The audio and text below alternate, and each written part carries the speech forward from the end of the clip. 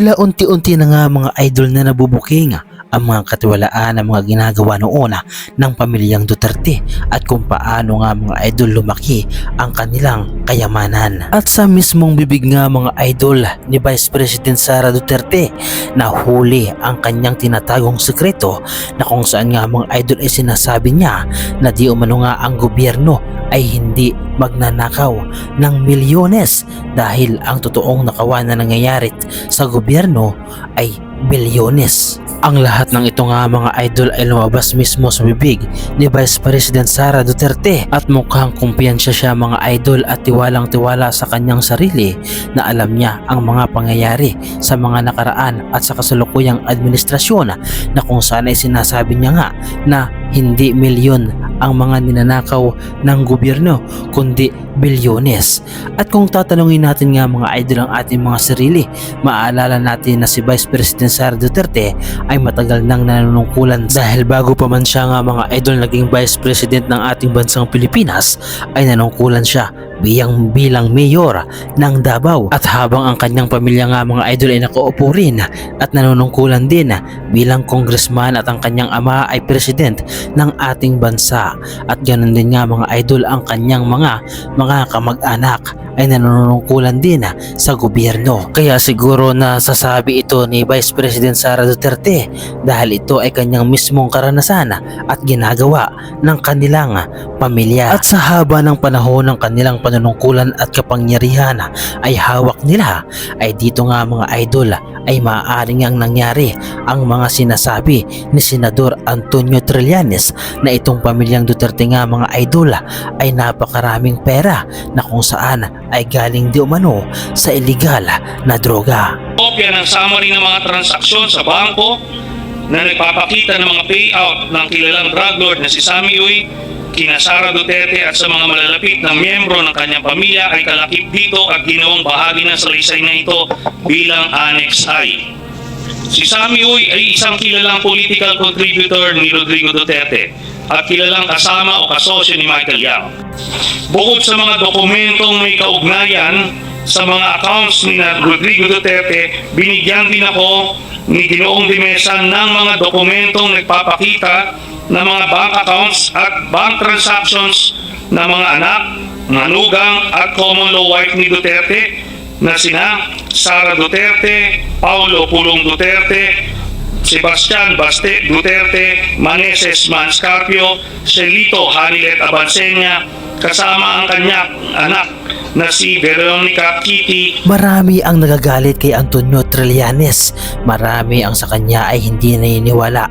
Subalit sa kabila nito nga mga idol, ang mga hawak na ebidensya at dokumento ni Senador Trillanes ay pawang makatotohanan at makapangyarihan dahil ang mga dokumentong ito nga mga idol ang makapagpapabagsak sa pamilyang Duterte. At dahil nauna na nga mga idol na naipakulong ni dating Senador Antonio Trillanes ang dating Pangulo ng ating bansa na walang iba kung nga mga idol na si Rodrigo Roa Duterte, ay tila susunod na ngayon ang mga anak nito. Kaya naman sa lahat ng mga nanliliit o nagmamaliit kay Antonio Trillanes ay makinig naman kayo sa mga ebidensya na inalalatag ni dating senador dahil ang mga ebidensya na ito ay hindi nyo paniniwalaan na siya palang makapagpapabagsak sa iniidolo ninyo na pamilyang Duterte. Dahil mismong si Inday Sara Duterte na nga mga idol ang nagsabi na hindi sila nagkukurap ng milyones dahil ang kinukurap nila ay bilyones. Narito ang mismong payag ni Vice President Sara Duterte. Hindi ba na millions ang ninanakaw? Hindi ba? Nagre-renew yung billions ang ninanakaw sa budget natin. Bakit kami magnanakaw ng 150 million? Ang nakawan sa gobyerno, billion. Hindi natin yan sa trabaho. Meron tayong mga narinig na asasasyon ng nakawan dito sa ating gobyerno. Corruption. Government. Narinig niyo ba na millions ang ninanakaw? Hindi ba? Narinig niyo billions ang ninanakaw sa budget natin. Kaya naman pala ang dating Pangulo na si Rodrigo Roa Duterte ay pinahintulutan at pinayagan niya ang mga iligal na gawain katulad ng pogo, mga isabong na kung saan ay sinasabi niya at ipinagmamalaki pa niya na kumikita daw di umano ang ating gobyerno o pamahalaan pamahalaan ng limpak-limpak na salapi o maabot na ng bilyon. Kaya naman pala kahit napakarumi na ang mga gawain ito ay para kay dating Pangulong Duterte ay malinis ito at legal para sa kanila. Subalit ang katotohanan nito nga mga idol ay marami ang napipirwisyo, marami ang napapahamak na buhay na kung saan nga mga idol ang pogo na ito na kung saan ay nirereklamo ng taong bayan ay agad na ipinasara ni Pangulong Bongbong Marcos dahil sa pagmamahal niya sa atin at sa ating bansa. Malinis yan. Yung pugo na yan, yung sa parang dito, malinis yan. Laro yan para lang sa kabila. But it employs something like 20,000 dito sa Manila. Dito lang yung pugo. Why? Because it gives us 2 billion. Narinig po namin ang malakas na sigaw ng taong bayan laban sa mga pogo.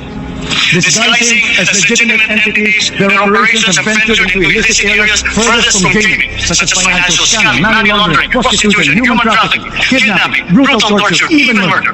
The grave abuse and disrespect to our system of laws must stop.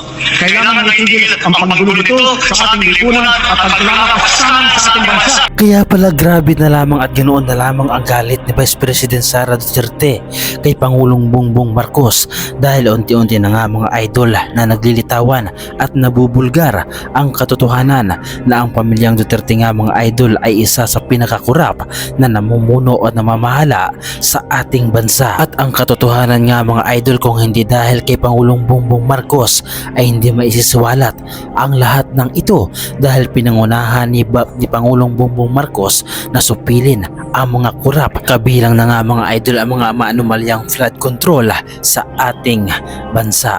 Subalit sa kabila nito nga mga idol ay ang ating Pangulong Bongbong Marcos pa ang naging masama at binaliktad ang katotohanan na sinasabi na si Pangulong Bongbong Marcos ang totoong mastermind at magnanakaw. Subalit ngayon nga mga idol ay unti-unti nang lumilitaw ang katotohanan dahil ngayon ang pamilyang Duterte ay naiipit na sa kumunoy at malapit nang gumuho. Bilyong piso ang umano'y transaksyon sa joint bank accounts ng pamilya Duterte at ang nagdeposito raw ng pera sa kanila ay mga umano'y drug lords. Naungkat din sa Kamara na hindi tugma ang Statement of Assets, Liabilities and Net Worth o SALN ni Vice President Sara Duterte sa kanyang bilyones na mga transaksyon sa bangko. Sa totoo lang, nagos na nga tayo. Tila, ginagaslight pa tayo. Kung ayaw humarap ng vice-presidente, hayaan natin na ang mga numero ang magkwento. Sa pamamagitan ng mga numerong ito, malalaman natin ang tunay na pagkatao sa likod ng posisyon. Siya ba ay tunay na public servant o isa pa lang private billionaire? Kaya naman pala ayaw sumipot sa hearing itong si Vice President Sara Duterte at ayaw magpaliwanag sa harap ng publiko at minabuti pa na magpaliwanag sa social media ay dahil pala mga idol sa dami ng kanyang tinatago at ang mga account na ito nga mga idol ang magpapatunay na talagang totoo at nag-i-exist ang perang bilyones na ito sa pamilyang Duterte. Matapos ninyong malaman mga idol ang katotohanan na totoong korap na ang pamilyang Duterte at mayroong bilyones na pera na kung saan ay ninakaw sa kaban ng bayan at nagmula pa nga mga idol di umano sa illegal na droga, ay kayo ba rin ba ay naniniwala sa kanila? Patuloy nyo pa rin ba silang iniidolo at susuportahan?